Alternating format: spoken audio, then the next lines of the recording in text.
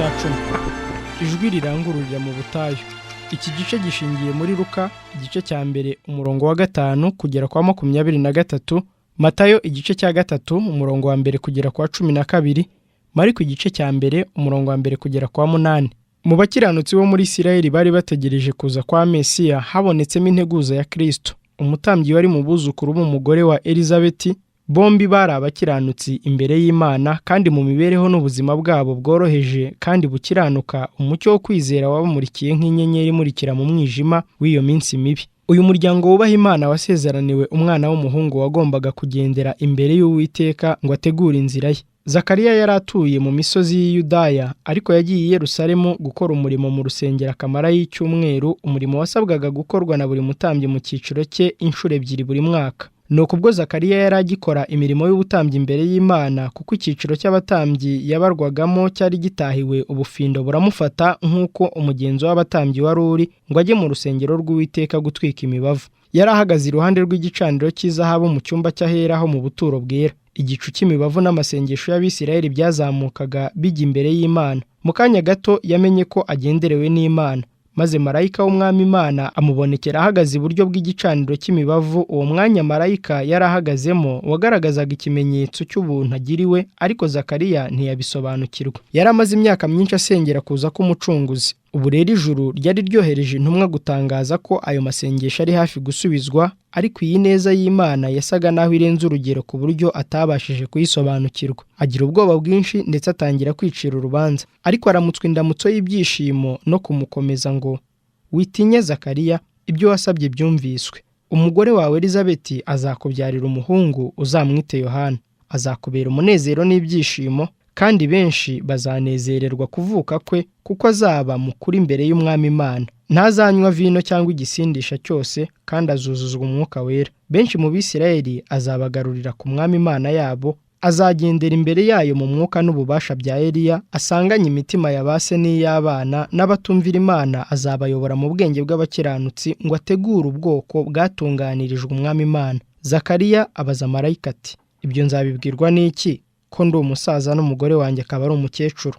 Zakariya yari azi neza uburyo Aburahamu wari ugeze mu zabukuru yahawe umwana kubera ko yizeye kandi agakiranukira uwamusezeraniye. Ariko mu kanya gato uwo mutambyi w'umusaza yahindukije intekerezo ze zitwarwa n'intege nke za kimuntu, yibagirwa ko icyo Imana isezeranye ifite ubushobozi bwo kugisohoza.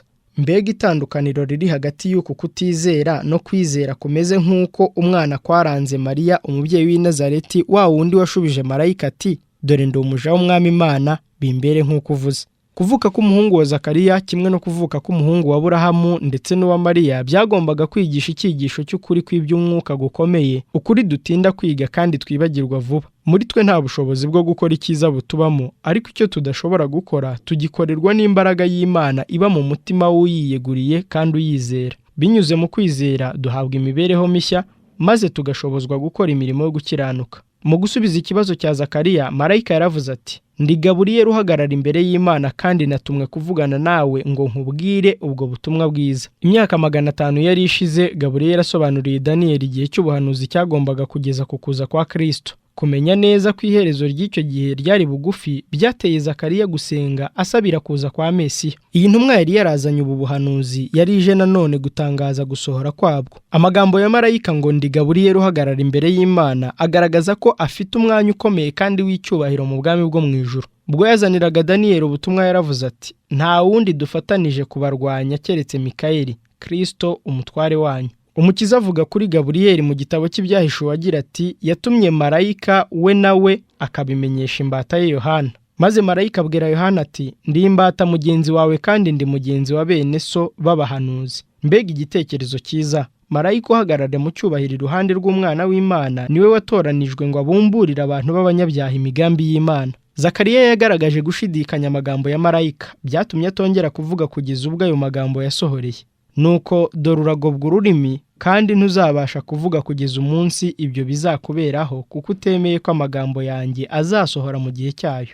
Yari inshingano y'umutambyi waba gutahiwe n'igihe cye cyo gukora mu buturo bwera, gusenga asabira abantu ndetse n'igihugu kubw'ibyaha byabo no kuza kwa Mesiya, ariko ubwo Zakariya yageragezaga kubikora ntiyari akibasha kwatura ijambo.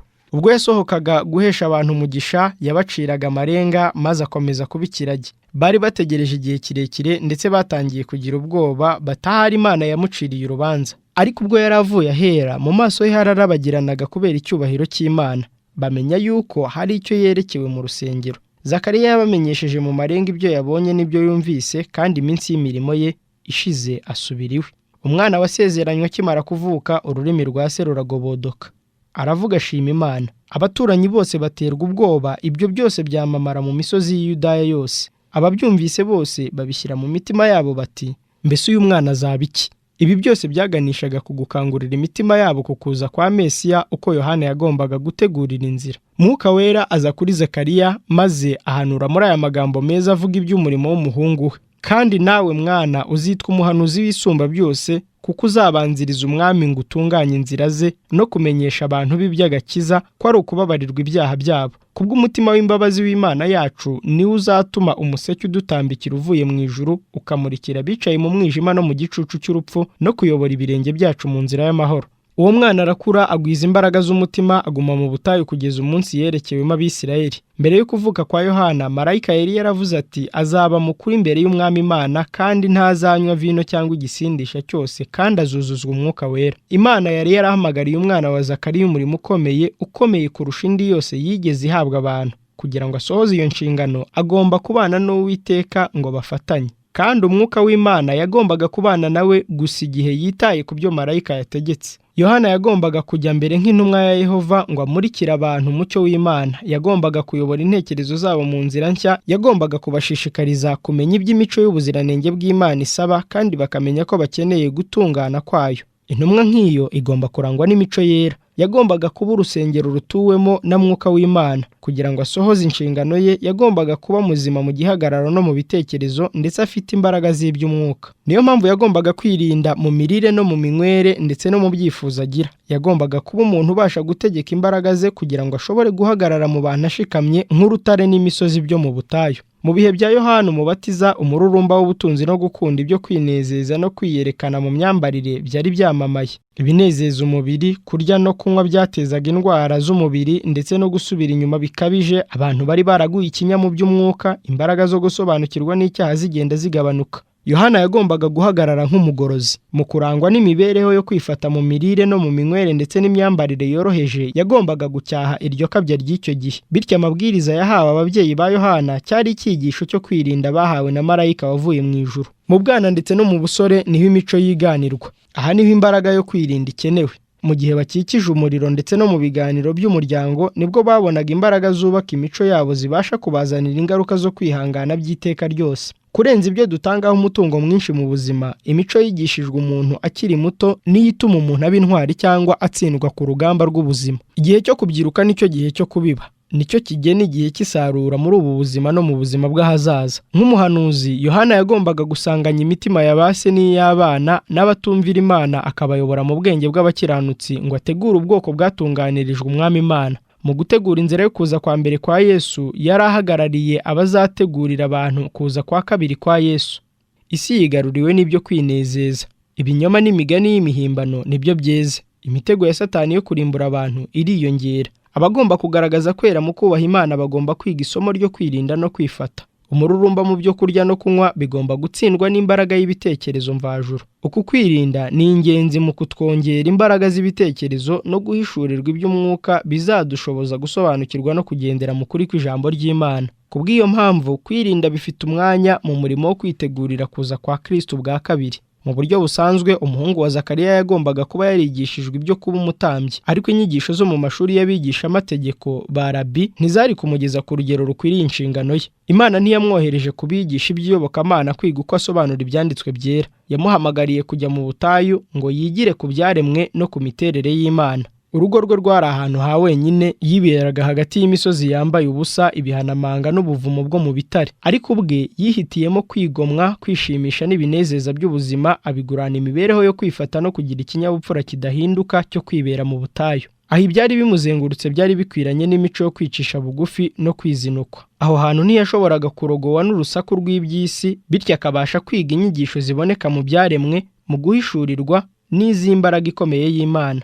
Amagambo ya marayika yabwiye Zakariya yasubirirwagamo Yohana kenshi ayabwirwa n'ababyeyi be bubaha Imana. Uhereye mu bwana yahoraga yibutswa umurimo we kandi yari yaremeye kwizera kuzira inenge. Kuri we kuba wenyine mu butayu byari ukwemera kwitarura imico y'abantu irangwa no gushidikanya, kutizera no kudakiranuka byari byarabaye gikwira. Ntiyiringiye imbaraga ze mu kunesha ibigeragezo kandi yahungiraga kuri icyatuma ahura n'icyaha ngo hato bidatuma kerensa kwiyongera kwacyo. Yari yareguriwe Imana nk'umunaziri uhereye mu ivuka rye, maze iryo sezerano arigira irye mu kubaho kwe kose. Umwambaro we wari uw'abahanuzi ba kera, umwambaro w'ikanzu iboheshejwe ubwoya bw'ingamiya awukenyeje umukandara w'uruhu. Yaryaga isanane n'ubuki bw'ubuhura yakuraga mu ishyamba kandi akanywa amazi meza atemba ava mu misozi. Ariko imibereho ya Yohana ntiyayipfushije ubusa ngo abeho ubuzima bwo kwigunga no kwitandukanya n'abandi kubw'inyungu ze. Ahubwo igihe cyose yagiye asabana n'abandi kandi yahoraga yitegerezanya ubushishozi bibera mu isi. Mu mwiherero we utuje yitegereje uko ibintu byagiye bikurikirana.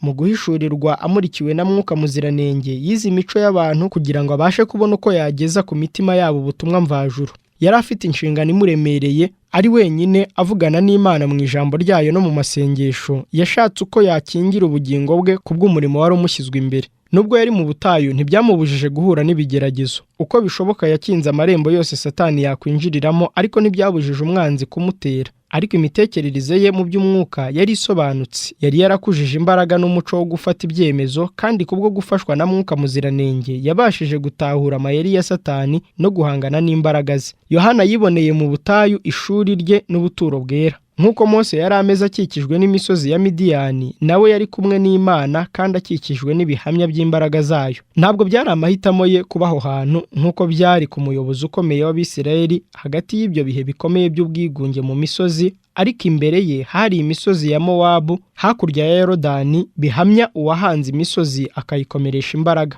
Iyo mibereho y'umwijima ndetse iteye ubwoba muri urwo rugo rwe rwo mu butayu byashushanyaga imibereho ya Isirayeli. Uruzabibu rw'Uwiteka rwari rwarahindutse amatongo, ariko hejuru y'ubutayu ijuru ryasaga n'iricishijwe bugufi ryuzuye umucyo n'ubwiza. Ibicu birundaniye hamwe byijimye byuzuye umuyaga byari bitamirijwe n'umukororombya w'isezerano. Bityo hirya yo kwangirika kwa Isirayeli hari umucyo umurika w'isezerano ry'icyubahiro ryo kwima kw'ingoma ya Mesiya.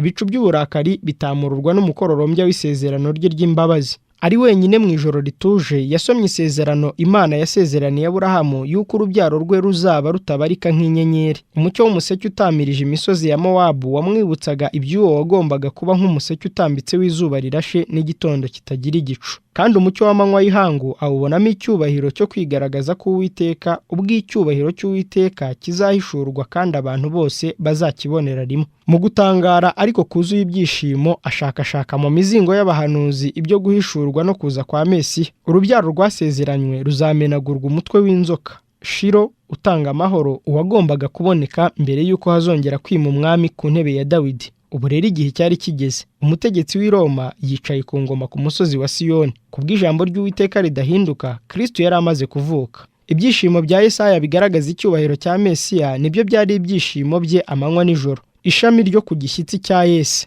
umwami uzimana gukiranuka, aca imanza. N'abagwaneza bo mu isi azabategekesha ukuri. Azaba nk'aho kwikinga umuyaga. Ni igicucu cy'igitare kinini mu gihugu kirushya.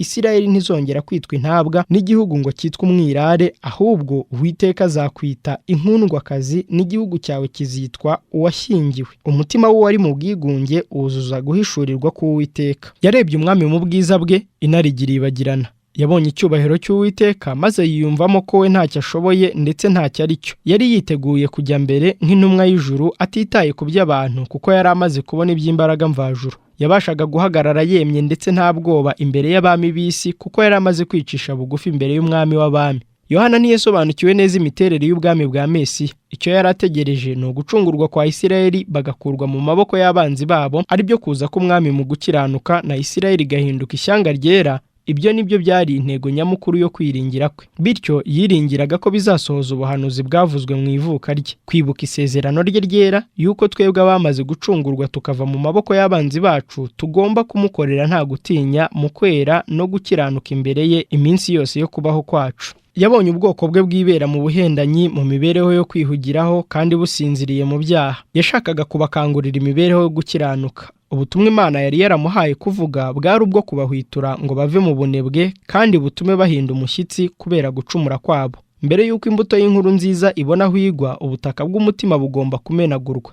Mbere y'uko basanga Yesu ngo abakize, bagomba gukangurwa ngo babone akaga barimo nk'inguma z'ibyaha. Imana ntiyohereza intumwa ngo zishyengeshyenga umunyacyaha. Ntitanga ubutumwa bwizeza amahoro ngo yizeze abatarabera kudamarara biringiye uburinzi. Ishyira umutwaro uremereye mu bitekerezo by'inkozi z'ibibi, igahinguranya imitima yabo imyambi yo kwishinja no kwemera icyaha. Abamarayika bafite umurimo wo kumenyesha umunyabyaha urubanza rw'Imana ruteye ubwoba ngo bimutere kugira ubushake mu ntekerezo ze, kandi ngo bimutere gutaka avuga ati, nakora iki kugira ngo nkizwe? Maze ikiganza cyacishirijwe bugufi mu mukungugu kikabyutsa uwo munyabyaha wihane. Ijwi ricyaha icyaha rigakoza isoni imigambi yo kwishyira hejuru, rikakubazanya ijwi ry'impuhwe riti, urashaka ko nagukorera iki? Ubwo umurimo wa Yohana watangiraga, ishyanga rye ryari mu gihe cyo kwivumbura no kutanyurwa bifitanye isano n'imyivumbagatanyo. Ubwo bakuragaho Arikelawusi, Ubuyuda bwahise butwarwa n'ubutegetsi bwa Roma. Ubutegetsi bw'igitugu n'ubwambuzi bw'abatware b'Abaroma n'umugambi wabo wo gutangiza ibimenyetso n'imigenzo ya gipagani, ibimbarutso yo kwivumbagatanya byarimo bicumbera mu maraso y'ibihumbi by'Abisirayeli bashize ubwoba. Ibi byose byongereye urwango bari bafitiye Roma, bibongerera kwifuza kubohorwa mu maboko yabo. Hagati mu mpaka no gusubiramo, ijwi ryumvikanira mu butayu, ijwi riteye ubwoba kandi rikomeye, nyamara ryuzuye ibyiringiro. Nimwihane, kuko ubwami bw'Uwiteka buregereje. Iyo mbaraga nshya kandi idasanzwe yakanguye ibitekerezo by'abantu. Abahanuzi bari barahanuye ibyo kuza kwa Kristo nk'igikorwa kiri kure ahazaza, ariko none dore itangazo rivuga ko kwegereje. Uko Yohana yari ameze byatumye abamwumva basubiza ibitekerezo byabo inyuma ku bahanuzi ba kera. Imico ye n'imyambarire yasaga n'iy'umuhanuzi Eliya. Mu mwuka n'imbaraga nk'iza Eliya, yacyashye ku mugaragaro ubujura bwakorwaga mu gihugu cyose, kandi acyaha ibyaha byagaragaraga icyo gihe. Amagambo ye yari asobanutse, atyaye kandi abasha kwemeza umuntu. Benshi bemera ko ari umwe mu bahanuzi bazutse, maze igihugu cyose gihinda umushyitsi, imbaga y'abantu yerekeza iyo mu butayu. Yohana yamamaje ibyo kuza kwa Mesiya kandi ahamagarira abantu kwihana nk'ikimenyetso cyo kwezwaho ibyaha, ababatiriza mu mazi ya Yorodani. Bityo mu cyigisho gisobanutse avuga yeruye ko abiyita ko ari abatoranijwe n'Imana bandujwe n'icyaha, kandi ko niba imitima yabo hamwe n'imibereho yabo bidatunganijwe, batazabasha kubona umwanya mu bwami bwa Mesiya. Ibikomangoma n'abigisha amategeko, abasirikare, abasoresha n'abahinzi baza kumva uwo muhanuzi. Ubu butumwa bukomeye bw'imbuzi buva ku Mana bwatangaje abantu. Benshi barihannye maze barabatizwa. Abantu b'inzego zose bemera kubatizwa kugira ngo nabo bagire umwanya mu bwami yabatangarije. Benshi mu banditsi n'abafarisayo baza bihana ibyaha byabo kandi basaba ko babatizwa. Bari barishyize hejuru gusumba abandi bantu, kandi bari baratumye abantu bumva ko ibitekerezo byabo ari byo bigomba kubahwa, ariko ibyo bakoreye mu rwihisho mu mibereho yabo byari bishyizwe ku mugaragaro. Ariko Yohana ahishurirwa mu mwuka muziranenge ko benshi muri bo baticuzaga ibyaha by'ukuri. Baringwiza murongo nk'inshuti z'umuhanuzi, biringiraga ko bazagirira umugisha kuri icyo gikomangoma kigiye kuza. Nuko bemera kubatizwa n'uyu mwigisha w'ikirangirire ukiri muto, batekereza ko bazarushaho gukomeza icyubahiro cyabo mu bantu. Yohana basanganiza amagambo akomeye ati, mwabana b'inshiramwe, ninde wababuriye ngo muhunge umujinya ugiye gutera? Ngaho nimwera imbuto zikwiriye abihannye, kandi ntimutangire kwibwira muti ko dufite Aburahamu akaba ari we sogokuruza. Ndababwira yuko ndetse Imana ibasha guhindurira Aburahamu abana muri aya mabuye. Abayuda bari barasobanuye nabi isezerano ry'Imana yari yarasezeraniye Isirayeli kumuha imigisha ihoraho. Uku ni ko Uwiteka avuga, watanze izuba kuba umucyo w'amanywa, washyizeho amategeko kugira ngo ukwezi n'inyenyeri bimurikire ijoro, utera inyanja kwihinduriza bigatera umuraba guhorera. Uwiteka Nyiringabo niryo zina rye. Aya mategeko nakuka imbere yanjye, niko Uwiteka avuga, urubyaro rwa Isirayeli narwo ruzaba rutakira ubwoko imbere yanjye iteka ryose. Uku ni ko Uwiteka avuga ati, ijuru riri hejuru nibishoboka ko rigerwa, kandi imfatiro zo hasi mu isi nibishoboka ko zirondorwa, nibwo nzaca urubyaro rwa Isirayeli rwose ndohoye ibyo bakoze byose, niko Uwiteka avuga. Abayuda bumvaga ko gukomoka kuri Aburahamu bibahesha kumva ko iryo sezerano ari iryabo, ariko birengagiza iby'Imana yari yaravuze byatuma iryo sezerano risohora. Mbere y'uko atanga iryo sezerano yaravuze ati, nzashyira amategeko yanjye mu nda yabo, kandi mu mitima yabo niho nzayandika. Nzaba Imana yabo, nabo bazaba ubwoko bwanjye, kuko nzabababarira gukiranirwa kwabo, kandi icyaha cyabo sinzakibuka ukundi. Ku bantu bemera ko amategeko y'Imana yandikwa mu mitima yabo, bahabwa icyizere cy'ubuntu bw'Imana. barangwa no gushyira hamwe bakaba umwe n'Imana. Ariko abayuda bari baritandukanije n'Imana kubera ibyaha byabo, barimo basarura ibyo babibye. Iki nicyo cyatumye baba abanyagano b'abatizera Imana. Intekerezo zabo zari zaracuze umwijima kubw'ibicumuro, maze kubera ko kera Uwiteka yari yaraberetse urukundo rwe rutagira akagero, birengagiza ibyaha byabo. Bibeshya ko hari icyo barusha abandi bantu, biyumvisha ko imigisha y'Imana ari iyabo. Ibyo byose byandikiwe kuduhugura twebwe abasohoreweho n'imperuka y'ibihe. Abakorinto ba mbere igice cya 10 umurongo wa 11. Ni kangahe dusobanura imigisha y'Imana uko itari, maze tukibeshya ko Imana yiduhera ko hari icyiza kiboneka muri twe. Imana ntibasha kudukorera icyo ishaka gukora. Impano zayo tuzikoreshereza kongera irari ryacu no kunangira imitima yacu mu kutizera n'icyaha. Yohana yabwiye abigisha ba Isirayeli yuko kwishyira hejuru kwabo, inarijye ndetse n'ubukana bwabo byagaragazaga ko ari abana b'inshira, bibasha gukomeretsa abantu aho kuba urubyaro rw'umukiranutsi kandi wubaha ari wa Aburahamu. Ukurikije umuco bari barahawe n'Imana, bari babi cyane kurenza n'abapagani, abo batekerezaga ko hari icyo barusha. Bari baribagiwe rutare uwo bakomokaho n'umwobo w'umworera bari barakuwemo. Imana sibo yagombaga kwishingikirizaho ngo isohoze umugambi wayo. Nk'uko yahamagaye Aburahamu imuvanye mu bapagani, ni nako yabashaga guhamagarira abandi ngo binjire mu murimo wayo. Imitima yabo yasaga n'itarimo ubuzima nk'amabuye yo mu butayu, ariko umwuka wayo wabakanguriraga gukora iby'ubushake bw'Imana ngo babashe kubona gusohozwa kw'iby'Imana yasezeranye. Ubu nanone niko umuhanuzi avuga, intore zigezwe ku gishyitsi cy'igiti. Bityo rero igiti cyose kitera imbuto nziza kizatemwa, kigwe hasi ndetse gishyirwe mu muriro.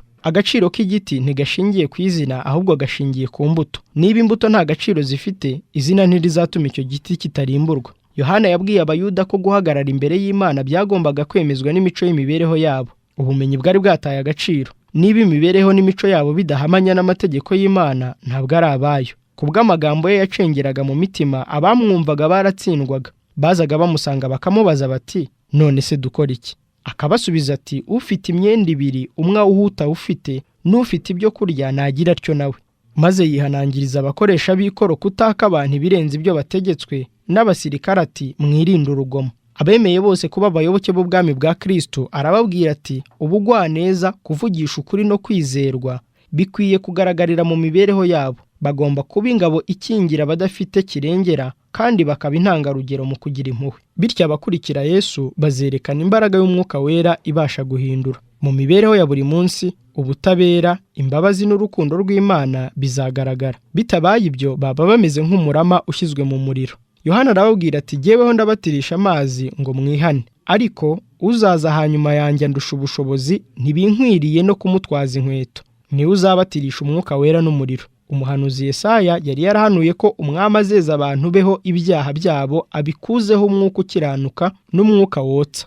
Ijambo ry'Uwiteka kuri Isirayeli ryari ngo, nzagushyiraho ukuboko ngukuremo rwose inkamba zawe, nkumaremo icyuma cy'ibati. Icyaha aho cyaboneka hose, Imana yacu ni umuriro ukongora. Ku bantu bose biyegurira imbaraga ye, Umwuka w'Imana azakongora icyaha. Ariko abantu nibagundira icyaha bazasa nacyo, maze ubwiza bw'Imana ari bwo burimbura icyaha bugomba kubarimbura. Yakobo amaze gukirana na marayika mu ijoro ryose yaravuze ati, ndebesheje Imana amaso sinapfa. Yakobo yumvaga umutima umushinja ibyo yakoreye Esawu, ariko yari yamaze kwihana. Yari yamaze kubabarirwa igicumuro cye n'icyaha cye cyakuweho, bityo rero yashoboraga kwishimira guhishurirwa ubwiza bw'Imana. Ariko igihe cyose abantu bazaga imbere y'Imana bakigundiriye icyaha, baricwaga. Mu kugaruka kwa Yesu bwa kabiri, inkozi z'ibibi zizakongorwa n'umwuka uva mu kanwa ke, kandi bazicwa no kuboneka kukuza kwe. Umucyo w'icyubahiro cy'Imana uhesha abakiranutsi ubugingo niwe uzica abanyabyaha. Mu gihe cya Yohana Umubatiza, Kristo yari bugufi kwerekanwa nk'uhishura imico y'Imana.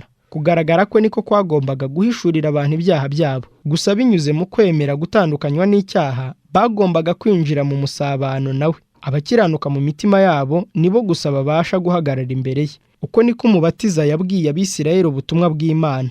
Benshi bumviye impanuro ye, benshi muri bo bahari ibyabo byose kugira ngo babashe kumvira. Abantu benshi bakurikira uwo mwigisha mushya aho agiye hose, kandi benshi muri bo bagize ibyiringiro ko yaba ari we Mesiya. Ariko Yohana abonye abantu baza bamugana, ashakisha uburyo bwose ngo yerekeze kwizera kwabo kuri uwo wari ugiye kuza. Igice cya 11. Umubatizo. Iki gice gishingiye muri Matayo igice cya 3 umurongo wa 13 kugeza ku wa 17, Mariko igice cya mbere umurongo wa 9 kugeza kwa 11 na Luka igice cya 3 umurongo wa 21 n'uwa 22. Inkuru y'umuhanuzi wo mu butayu n'amagambo yatangaje yamamaye i Galilaya. Ubutumwa bugera ku bahinzi bo mu biturage byo mu misozi isuzuguritse no ku barobyi bari ku nyanja, maze iyi mitima yicishije bugufi yuzuye ubushake ibona igisubizo cy'ukuri ku byo bibazaga. I Nazareti inkuru ivugirwa mu ibarizo ryari rya Yosefu, maze habaho uwumvise iryo rarika. Igihe cye cyari kigeze, ava ku mirimo ye ya buri munsi, asezera kuri nyina, maze akurikira abandi bo muri icyo kirorero bari berekeje iyo kuri Yorodani. Yesu na Yohana umubatiza bari ababyara, kandi hari ibyo bari bahuje mu ivuka ryabo, nyamara ntabwo bari baziranye mu buryo bugaragara. Mu buzima bwa Yesu yari yarabaye i Nazareti y'i Galilaya, naho Yohana we yiberaga mu butayu bw'i Yudaya. Muri uko kuba ahantu hatandukanye, babayeho mu buzima butandukanye n'ubw'abandi, kandi ntibari barigeze bamenyana. Hari imbaraga yatumye bigenda bityo. Nta na hamwe hari guturuka urwikekwe ko bari bafite akagambane k'umwe yahamya iby'undi. Yohana yari azi neza uko ivuka rya Yesu ryagenze. Yari yarumvise uko mu bwana bwe yaje Yerusalemu nuko byagenze ubwo yahuraga n'abigisha amategeko. Yari azi iby'ubuzima bwe buzira icyaha, kandi akanemera ko ari we Mesiya. Ariko iki ntabwo yari agifitiye igihamya nyacyo. Kubera ko Yesu imyaka ye yayimaze atazwi na benshi, ntacyo agaragaza cyihariye ku murimo we, byatumye habaho gushidikanya niba ari we wari warasezeranye.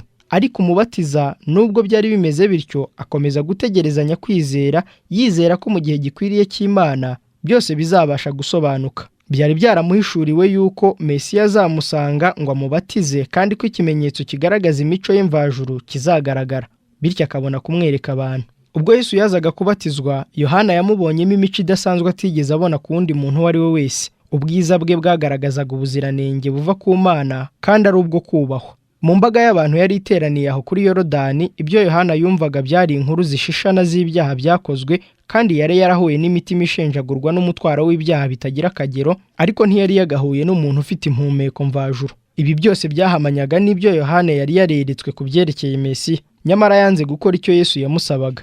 Yabasha ate we munyabyaha kubatiza uwo muziranenge? Kandi kuki uwo utari ukeneye kwicuza ibyaha yaza muri iki gikorwa cyagenewe abagomba kwatura ibyaha ngo bibone kubezwaho? Ubwo Yesu yasabaga kubatizwa, Yohana yasubiye inyuma aravuga ati, ko ari njye wari ukwiriye kubatizwa nawe, none ni wowe unsanze?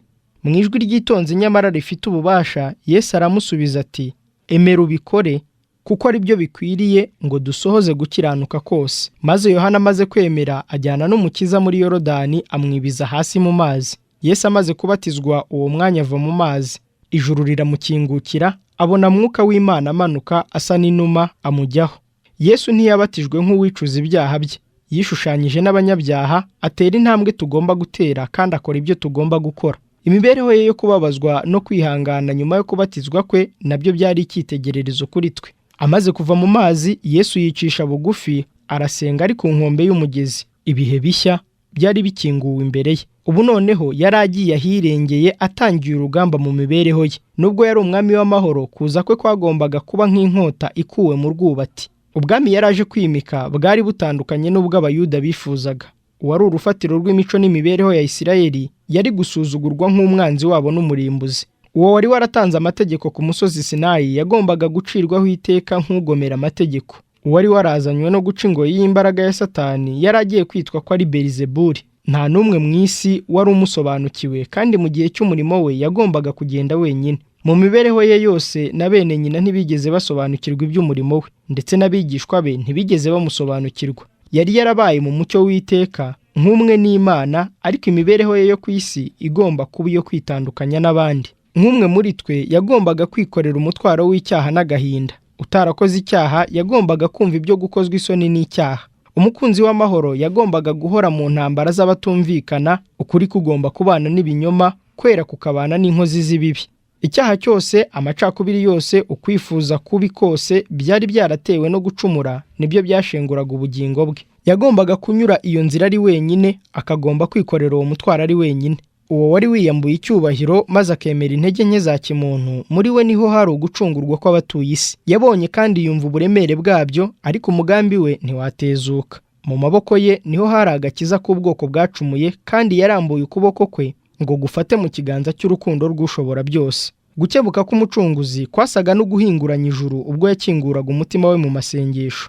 Yego yari azi uko icyaha cyanangiye imitima y'abantu n'uburyo bizaba bikomeye ngo basobanukirwe n'umurimo we ngo babashe kwemera impano y'agakiza. Yinginze se ngo abahe imbaraga zitsinda kutizera kwabo, ngo ace iminyururu Satani yababohesheje, kandi ahagaze mu mwanya wabo ngo batsinde uwo murimbuzi. Yasabye igihamya yuko Imana yemeye inyoko muntu binyuze mu mwana wayo wari wigize umuntu. Nta na rimwe abamarayika bari bigeze kumva isengesho nk'iryo. Bari bafite amatsiko yo gushyira umugaba wabo bakunda ubutumwa bwo kumuhumuriza no kumukomeza, ariko siko byagenze. Se ubwe niwe wari busubize gusenga k'umwana we.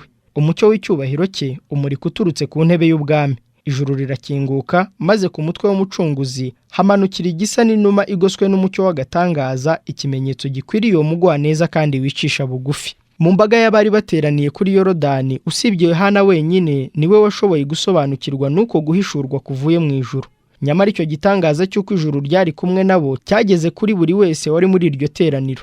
Abantu bose bahagaze bucece batumbiriye Kristo. Igihagararo cye cyari cyuhagijwe umucyo uhora uzengurutse intebe y'ubwami y'Imana. Mu maso he hari hahinduwe huzuye icyubahiro kitigeze kibonwa mu maso y'umuntu. Mu ijuru rikinguye humvikana ijwi rivuga riti, nguyu umwana wanjye nkunda nkamwishimira. Aya magambo yo gushimangira yatangiwe kugira ngo yongerere kwizera abari babonye ibyari bimaze kuba no gukomeza umukiza mu murimo we.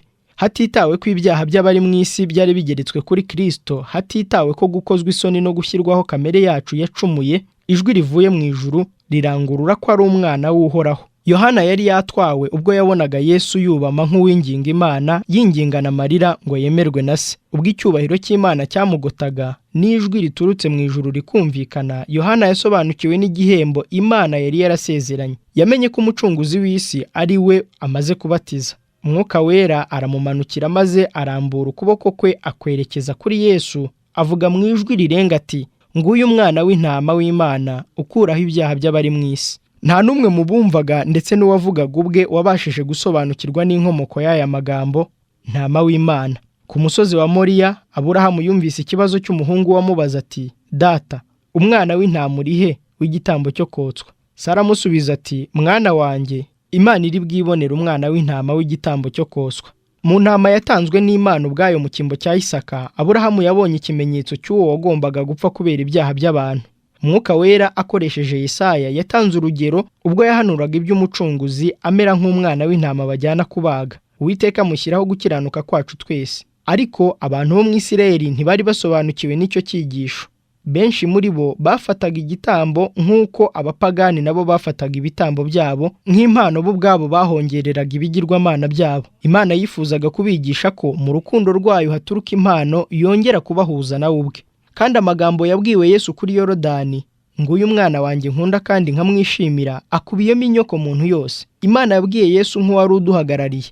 Mu byaha byacu byose n'intege nke zacu ntabwo tujugunywa hirya nk'abadafite agaciro. Ubuntu bwayo butagira akagero bushimwe ubwo yaduhereye mu mukunzi wayo. Icyubahiro cyari kuri Yesu ni igihamya cy'urukundo rw'Imana kuri twe, kitumenyesha imbaraga zo gusenga. Uko ijwi ry'umuntu ribasha kugera mu gutwi kw'Imana maze kwinginga kwacu kukemerwa mu ngoro yo mu ijuru. Bitewe n'icyaha, isi yitandukanije n'ijuru maze haza umworera utuma tutumvikana, ariko Yesu yongeye guhuza isi n'ijuru binyuze mu cyubahiro cye. Urukundo rwe ruzengurutse umuntu maze rukagera hejuru mu ijuru. Umucyo wamanutse uva mu miryango ikinguye irabagirana ukamanukira ku mutwe w'umucunguzi wacu, natwe uzatumanukira ubwo tuzaba dusenga ngo duhabwe imbaraga yo kunesha ibishuko by'umwanzi. Ijwi ryavuganye na Yesu ribwira uwizera wese ngo, nguyu umwana wanjye nkunda kandi nkamwishimira. Bakundwa, ubu turi abana b'Imana, ariko uko tuzaba ntikurerekanwa. Icyakora icyo tuzi ni uko Yesu niyerekanwa tuzasa nawe kuko tuzamureba uko ari. Umucunguzi wacu yakinguye inzira kugira ngo umunyabyaha ruharwa ufite ubukene bukabije, urenganywa ndetse agasuzugurwa birenze urugero, abashe kubona umwanya imbere ya Data wa twese. Ngo bose bagire umwanya mu mazu Yesu yagiye kubategurira. Uwera kandi w'ukuri, ufite urufunguzo rwa Dawidi, ukingura ntihagire ukinga, kandi ukinga ntihagire ukingura, aravuga aya magambo ati, dore nshyize imbere yawe urugi rukinguye, kandi ntawe ubasha kurukinga. Ibyahishuwe, igice cya 3 umurongo wa 7 n'uwa 8.